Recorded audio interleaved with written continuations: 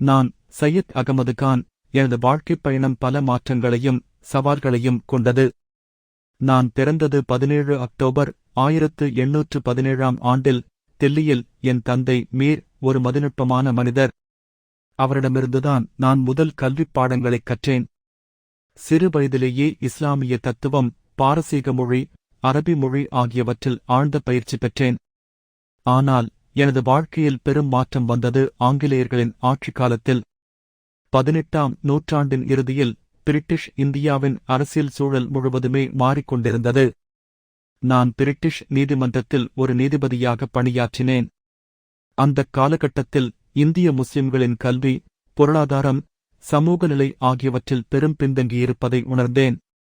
9ஆம் நூற்றாண்டின் நடுப்பகுதியில் நான் இங்கிலாந்து சென்றேன். அங்கு நவீன கல்வி முறைகள், விஞ்ஞானம், தொழில்நுட்பம் ஆகியவற்றைக் கண்டு வியந்தேன். இந்திய முஸ்லிம்களும் இத்தகைய முன்னேற்றத்தை அடைய வேண்டும் என்ற உணர்வு என்னுள் பலமாக வேரூன்றியது. திரும்பி வந்த பிறகு அலிகர் முஸ்லிம் பல்கலைக்கழகத்தை நிறுவினேன். இது இந்தியாவின் முதல் நவீன கல்வி நிறுவனங்களில் ஒன்றாகும். என் வாழ்க்கையின் முக்கிய குறிக்கோள் மதம் மற்றும் நவீன அறிவியலை ஒன்றிணைப்பதாகும். நான் எப்போதும் சொல்வேன், குரானும் இயற்கையும் ஒன்றுக்கொன்று முரண்பட்டவை அல்ல. இஸ்லாம் ஒரு முன்னேற்றமான மார்க்கம். அது விஞ்ஞானத்தை ஊக்குவிக்கிறது. ஆனால் அந்த நேரத்தில் பல முஸ்லிம் மதகுருமார்கள் இந்த கருத்தை ஏற்கவில்லை. அவர்கள் நவீன கல்வியை எதிர்த்தனர்.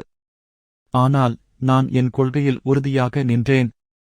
19ஆம் நூற்றாண்டின் பிற்பகுதியில் நான் திரிகதருல் உலூம், அறிவியல் இயக்கம் என்ற இயக்கத்தைத் தொடங்கினேன். இதன் மூலம் முஸ்லிம் இளைஞர்கள் ஆங்கிலம் கற்று விஞ்ஞானம், கணிதம், தத்துவம் போன்ற பாடங்களைப் படிக்க ஊக்குவித்தேன்.